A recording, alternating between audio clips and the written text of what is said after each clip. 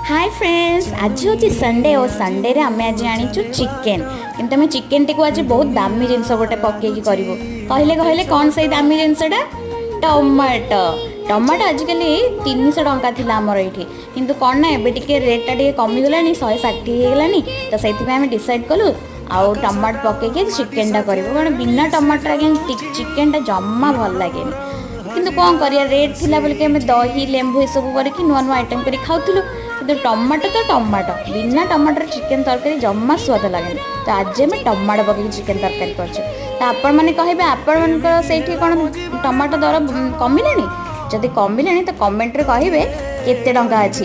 धन्यवाद बाय। आउ जदि मो चैनल को सब्सक्राइब करना तो जल्दी जल्दी जाइए चैनल को सब्सक्राइब कर दिखाँ और एमती मजेदार वीडियो देखा पातु मो चैनल रू एक्सप्रेस आयन रू।